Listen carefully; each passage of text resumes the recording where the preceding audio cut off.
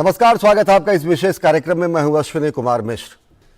दुनिया आर्थिक मंदी के मुहाने पर खड़ी है और भारत वैश्विक अर्थव्यवस्था में एक चमकते सितारे के रूप में विश्व क्षितिज पर उभर रहा है। यह आकलन किसी भारतीय संस्थान का नहीं है, ये कहना है विश्व बैंक का। विश्व बैंक ने एक बार फिर भारतीय अर्थव्यवस्था को लेकर अपना भरोसा और मजबूत किया है। विश्व बैंक ने कहा है कि एक तरफ जहां ग्लोबल इकॉनमी मंदी के मुहाने पर खड़ी है, वहीं भारतीय अर्थव्यवस्था 6.6% नहीं 6.9% की रफ्तार से आगे बढ़ रही। विश्व बैंक का कहना है कि दुनिया की सभी बड़ी अर्थव्यवस्थाएं सुस्ती से जूझ रही हैं, चाहे अमेरिका हो या यूरोप या फिर चीन। सभी को अपने विकास दर बढ़ाने में पसीने छूट रहे हैं। ग्लोबल इकोनॉमिक प्रॉस्पेक्ट के आंकड़ों में विश्व बैंक ने ग्लोबल इकोनॉमी के ग्रोथ रेट के अनुमान को भी घटा दिया है और ये पहले के मुकाबले इसे घटाकर 1.7% कर दिया है। विश्व बैंक की रिपोर्ट में यह भी कहा गया है कि चालू वित्त वर्ष की पहली छमाही में भारत की विकास दर 9.7% रही। विश्व बैंक ने अपनी रिपोर्ट में कहा कि विश्व की 7 सबसे बड़ी उभरती अर्थव्यवस्थाओं और विकासशील देशों में भारत सबसे तेजी से बढ़ने वाली अर्थव्यवस्था बन रहा है। विश्व बैंक को भारत की अर्थव्यवस्था पर शुरू से भरोसा रहा और उसने चालू वित्त वर्ष 2022-23 में भारत की विकास दर 6.4% रहने का अनुमान लगाया था और अगले वित्त वर्ष के लिए इस अनुमान को और बढ़ा दिया है। वहीं दक्षिण एशिया के कुल उत्पादन में भारत 75% की हिस्सेदारी अकेले भारत का होता है, इसलिए दक्षिण एशिया में भी मंदी उतनी गंभीर नहीं होगी। विश्व बैंक ने जो आंकड़े जारी किए हैं और क्या है इनके मायने और कितनी मजबूत हमारी अर्थव्यवस्था और कैसा रहेगा अर्थव्यवस्था और विश्व की अगले वर्षों में स्थिति, इसी विषय पर इस विशेष कार्यक्रम में हम पड़ताल करेंगे। हमारे साथ 2 खास मेहमान हैं, प्रसिद्ध अर्थशास्त्री प्रोफेसर अनिल कुमार जी और साथ ही साथ हमारे साथ स्टूडियो में मौजूद हमारे मेहमान शिशिर सिन्हा जी, जो कि वरिष्ठ पत्रकार हैं और आर्थिक मामलों के जानकार हैं। हम चर्चा शुरू करेंगे, लेकिन सबसे पहले जानते हैं कि क्या कुछ खूबियां बताई गई हैं वर्ल्ड बैंक की रिपोर्ट में। दुनिया में छा रही मंदी की आशंका के बीच भारत की अर्थव्यवस्था लगातार मजबूती के संकेत दे रही है और दुनिया की तमाम बड़ी संस्थाएं इस तथ्य की पुष्टि करती हैं। विश्व बैंक ने अपनी ताजा रिपोर्ट में कहा है कि चुनौतीपूर्ण बाहरी परिस्थितियों के बावजूद भारत की अर्थव्यवस्था अच्छा प्रदर्शन कर रही है। विश्व बैंक ने अपने भारत के लिए साल 2022-2023 के सकल घरेलू उत्पाद के पूर्वानुमान को 6.5% से बढ़ाकर 6.9% कर दिया है। ग्लोबल इकोनॉमिक प्रॉस्पेक्ट शीर्षक में अपनी रिपोर्ट में विश्व बैंक ने कहा है कि वार्षिक आधार पर वित्त वर्ष 2022-2023 की पहली छमाही में भारत की वृद्धि दर में 9.7% की बढ़ोतरी हुई। विश्व बैंक ने अपनी रिपोर्ट में कहा कि विश्व की 7 सबसे बड़ी उभरती अर्थव्यवस्थाओं और विकासशील देशों में भारत के सबसे तेजी से बढ़ने वाली अर्थव्यवस्था बनने की उम्मीद है। मंदी के कगार पर खड़े विश्व को अगर भारतीय अर्थव्यवस्था एक चमकीले सितारे के रूप में दिखाई पड़ती है, तो भारतीय नीतियां और नेतृत्व अर्थव्यवस्था की मजबूती के लिए विश्व को आश्वस्त भी करते हैं। The IMF sees India as a bright spot in the global economy. The World Bank says that India is in a better position to deal with global headwinds than many other countries. This is because of India's strong macroeconomic fundamentals. OECD has said that India will be among the fastest growing economies in the G20 group this year. According to Morgan Stanley, India is moving towards becoming the world's 3rd largest economy in the next 4-5 years. The CEO of McKinsey had said that this is not only India's decade, but India's century. विश्व bank ने कहा है कि वैश्विक अर्थव्यवस्था इस वर्ष तक मंदी के कगार पर पहुंच जाएगी। विश्व बैंक ने अमेरिका, यूरोप और चीन सहित विश्व की शीर्ष अर्थव्यवस्थाओं में वृद्धि दर कम होने का अनुमान जताया है। विश्व बैंक ने इस वर्ष वैश्विक वृद्धि दर के अपने पहले के 3% के अनुमान को घटाकर 1.7% कर दिया है। इससे पहले शुक्रवार को भी इकोनॉमी के अनुमानित आंकड़े पेश किए गए थे, जिसमें आरबीआई और आईएमएफ दोनों ने वित्त वर्ष 2023 में 6.6% वृद्धि का अनुमान लगाया था और वर्ल्ड बैंक ने इसे 6.9% आंका है। आंकड़ों से साफ है कि चाहे विश्व बैंक हो या फिर IMF या फिर RBI, भारतीय अर्थव्यवस्था के बारे में जारी हर संस्थानों के आंकड़े बताते हैं कि विपरीत वैश्विक परिस्थितियों और अंतर्राष्ट्रीय भू राजनीतिक अनिश्चितताओं के बावजूद भारतीय अर्थव्यवस्था न केवल मजबूत स्थिति में है, बल्कि दुनिया भर के निवेशकों के लिए आकर्षण का केंद्र और अर्थशास्त्रियों के लिए शोध का विषय है। Bureau report, DD news. तो विश्व में बढ़ रही है भारतीय अर्थव्यवस्था की चमक, इस विषय पर आज हम चर्चा करेंगे। इस खास कार्यक्रम में हमारे साथ दो खास मेहमान हैं, प्रोफेसर अनिल कुमार जी और शिशिर सिन्हा जी। आप दोनों खास मेहमानों का स्वागत है। प्रोफेसर अनिल कुमार जी, सबसे पहले आपसे जानना चाहेंगे, एक तरफ जबकि दुनिया की सभी बड़ी अर्थव्यवस्थाएं अमेरिका, चीन, EU मंदी के कगार पर, ये जो आंकड़े आए हैं भारत को लेकर और ज़्यादा आश्वस्त करते हैं। किस रूप में देखते हैं भारत के लिए, भारतीयों के लिए और समूची अर्थव्यवस्था को आश्वस्त करने के लिए? मेरी नज़र में जो ये IMF के पीछे डायरेक्टर ने बोला था और आज वर्ल्ड बैंक की रिपोर्ट आई है, जिसमें भारत को एक ब्राइट स्पॉट के रूप में और एक चमकता सितारा के रूप में पेश किया गया है। और ये आंकड़ों के ऊपर बेस करके बोला है कि इस वर्ष जो अभी जो चालू वर्ष है 2022-23, उसमें तकरीबन 7% के आसपास 6.9% और उसके नेक्स्ट ईयर का प्रोजेक्शन 6.6% विकास दर का किया हुआ है, जो कि आज विश्व में जितने भी उभरती हुई अर्थव्यवस्थाएं हैं, विकासशील देश है, उसमें सबसे तेज है। ऐसा क्यों है?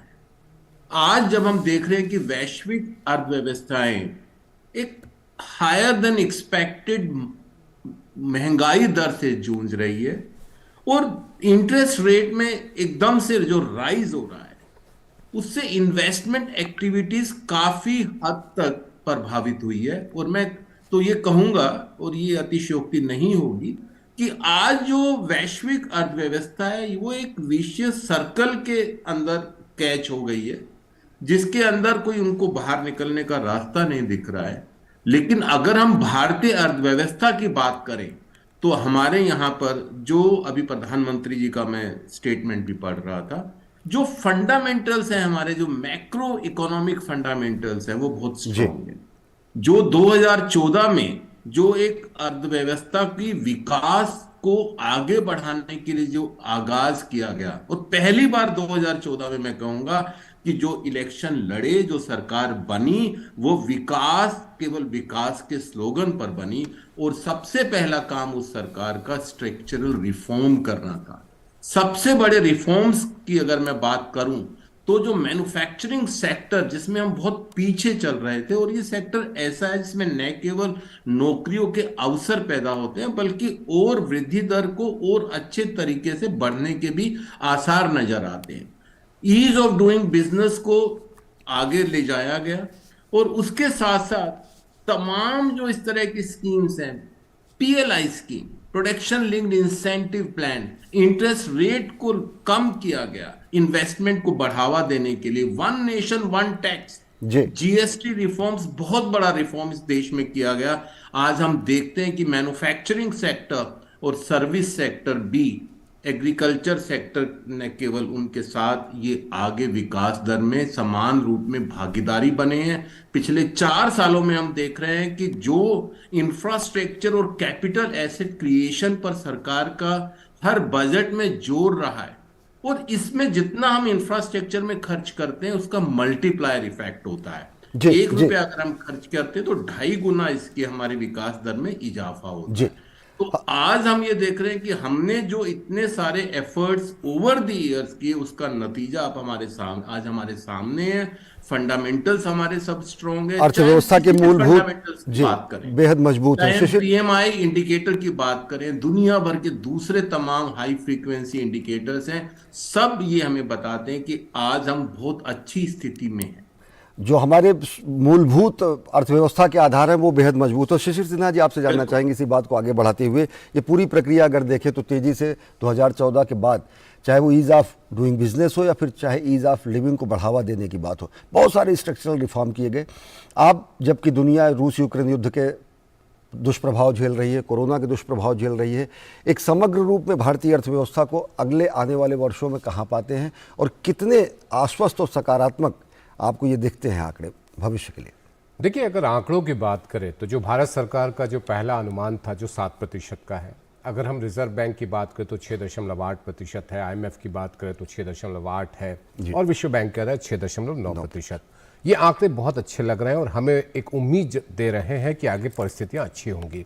लेकिन हमें नहीं भूलना चाहिए कि जब कभी भी विश्व में मंदी की स्थिति बनती है, और देखिए विश्व बैंक की एक रिपोर्ट में बहुत ही खतरनाक बात कही गई कि ये शायद पहला दशक होगा जब हम 2 बार मंदी देखेंगे, जब एक बार मंदी कोविड की वजह से और दूसरी बार मंदी अब जो स्थिति बन रही है।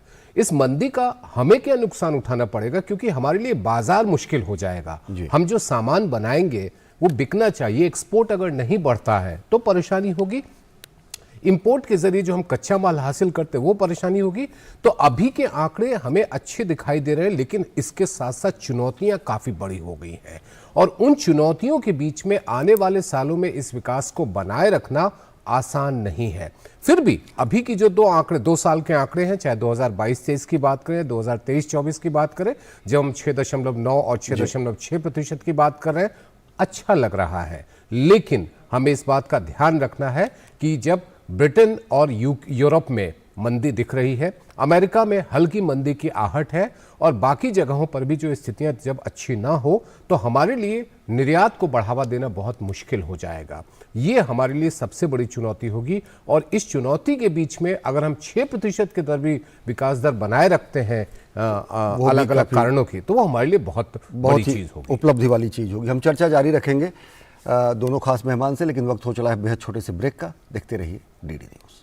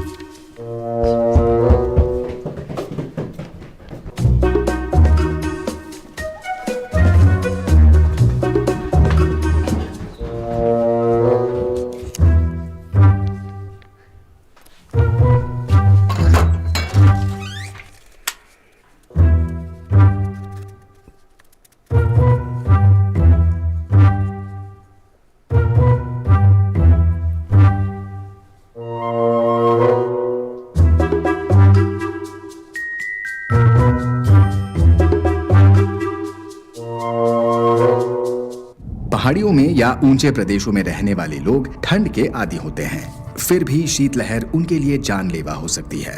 सबसे बड़े खतरे हैं शरीर का तापमान कम हो जाना, फ्रॉस्ट बाइट और फेफड़ों में सुजन आना। बाहर जाने से पहले मौसम पूर्वानुमान से वाकिफ होना अनिवार्य है। कहीं जाते वक्त धर्मशाला, पंचायत घर और नजदीकी चिकित्सा सेवा से अवगत रहें। खराब मौसम के कारण आप रास्ते में फंस सकते हैं। वाटरप्रूफ थैली में पर्याप्त कपड़े, भोजन और पानी साथ रखें। नम और गीले कपड़े तुरंत बदलें। गर्म पेय पीते रहें, शराब पीना टालें। फर्स्ट एड सीखें और आपातकालीन चिकित्सा किट साथ रखें। अत्यधिक ठंड से बुजुर्ग, बच्चे और बीमार ज्यादा प्रभावित होते हैं। घर को गर्म रखें। पहाड़ी इलाकों में ऑक्सीजन की कमी और सांस लेने में दिक्कत हो सकती है। आपातकालीन स्थिति में एम्बुलेंस बुलाएं या स्थानीय हेल्पलाइन से संपर्क करें। सतर्क रहें, सुरक्षित रहें। NDMA एवं IIPHG द्वारा जनहित में जारी। जल्दी करो यार, प्लीज जल्दी। दूसरा कोई मैच है क्या? ऐसा ही कुछ है यार, बैंक जाना है दादाजी को लेके। हाँ यार, उम्र होने पर कभी कभी मदद तो लगती है, पर बैंकिंग में नहीं। वैसे भी RBI कहता है सीनियर सिटीजन सबसे पहले। अगर आप 70 साल से ऊपर हैं और आप बैंक नहीं जा सकते तो बैंक आएगा आपके पास जरूरी सेवाएं लेकर, वो भी वाजिब दरों पर। सीनियर सबसे पहले। RBI कहता है जानकार बनिए, सतर्क रहिए। ब्रेक के बाद आप सभी का स्वागत है। हम बात कर रहे हैं विश्व बैंक की ताज़ा रिपोर्ट की, जिसने ये माना है कि भारतीय अर्थव्यवस्था बेहद मजबूत स्थिति में है। शिशिर सिन्हा जी और प्रोफेसर अनिल कुमार जी हमारे साथ हैं। प्रोफेसर अनिल कुमार जी, आपसे जानना चाहेंगे कि इससे पहले श्री सिन्हा जी कह रहे थे कि कुछ चुनौतियां हैं, क्योंकि इस तरीके से विकास दर को सस्टेन रखना, मुद्रास्फीति की चुनौतियां, साथ ही साथ अन्य चुनौतियों का जिक्र किया। अगर अंतर्राष्ट्रीय परिदृश्य में देखें तो चीन से ज़्यादा हमारी आगे आने वाले वर्षों में आबादी होने वाली है। चीन की जो कोरोना और अन्य चुनौतियां हैं उसको देखते हुए, या फिर वैश्विक भू राजनीतिक चुनौतियों को देखते हुए किस रूप में देखते हैं कि भारत, तब जबकि जो डेमोग्राफिक डिविडेंड की जो बात कही जाती है, जो प्रधानमंत्री जी कहते हैं, कितना सबल होगा ये पूरे के पूरे साउथ एशिया के दृष्टिकोण से भारतीय आंकड़े जो प्रदर्शित किए गए हैं? हाँ, सबसे पहले मैं शिशिर जी की बात को आगे बढ़ाते हुए, जहां तक चुनौतियों की बात है, चुनौतियां हमारे सामने थी और अभी भी है। सबसे बड़ी चुनौती हमारे सामने ग्लोबल इन्फ्लेशन की थी। आज जो महंगाई हम देख रहे हैं वो ग्लोबल सप्लाई चेन और ये रशिया यूक्रेन के कॉन्फ्लिक्ट की वजह से है, और दूसरा जो ग्लोबल सप्लाई चेन में डिसरप्शंस हुआ है उसकी देन है।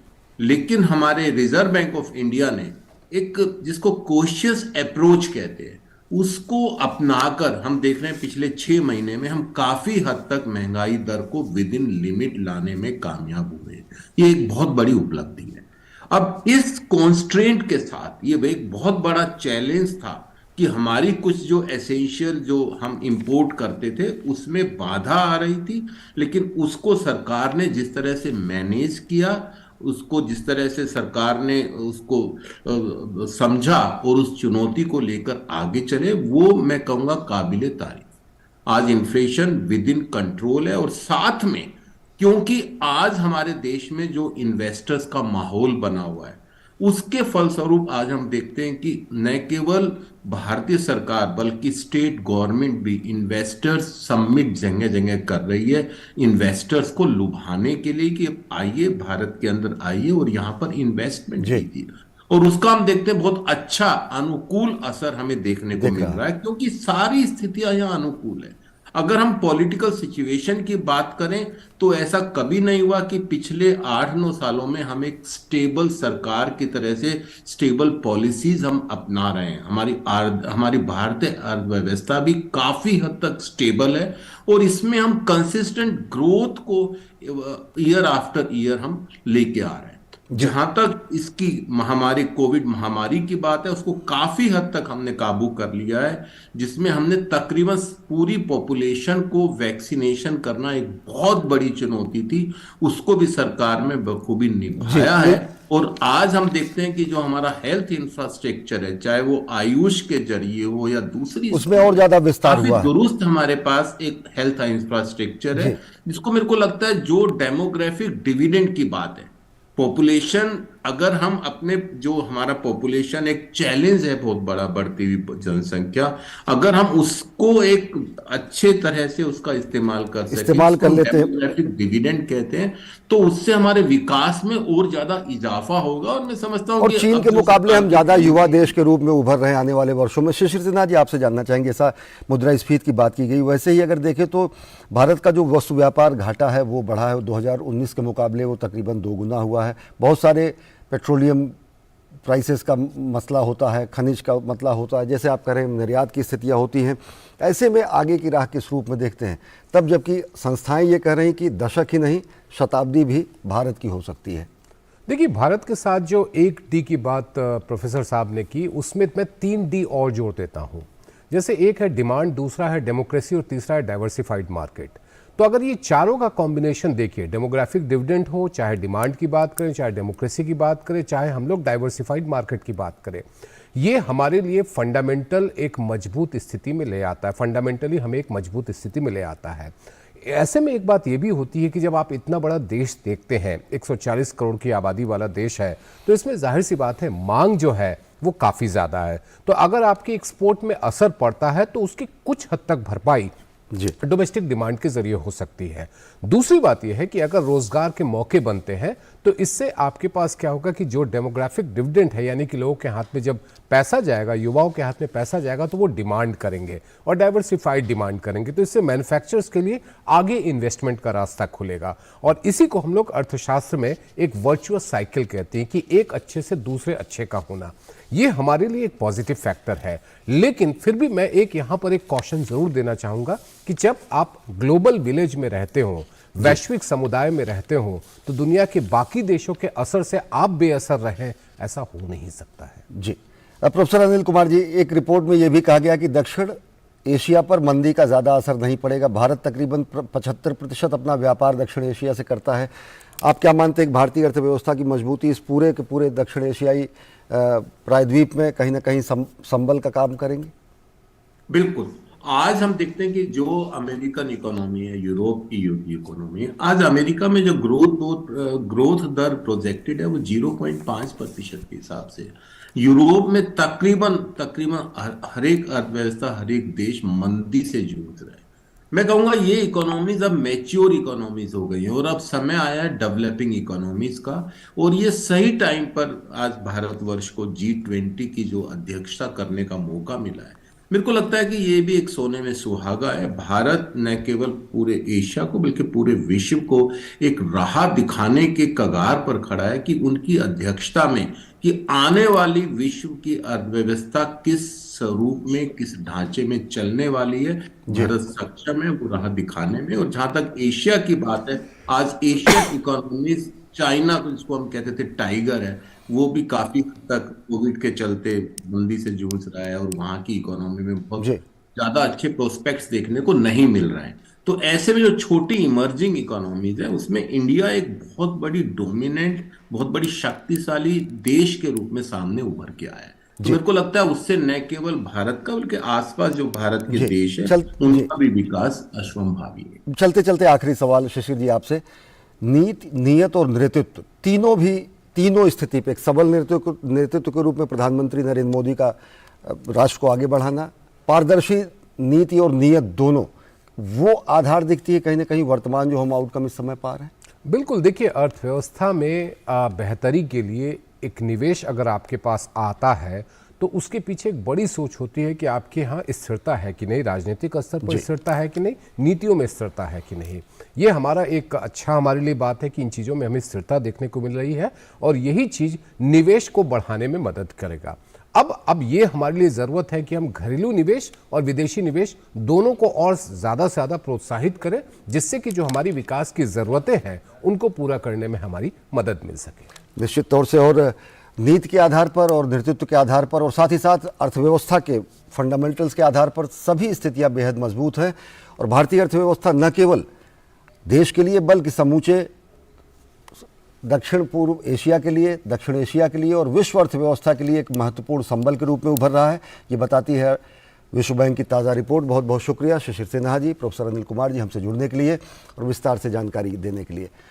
तो इस विशेष कार्यक्रम में फिलहाल इतना ही। देश और दुनिया की ताज़ा तरीन खबरों के लिए देखते रहिए DD न्यूज़। नमस्कार।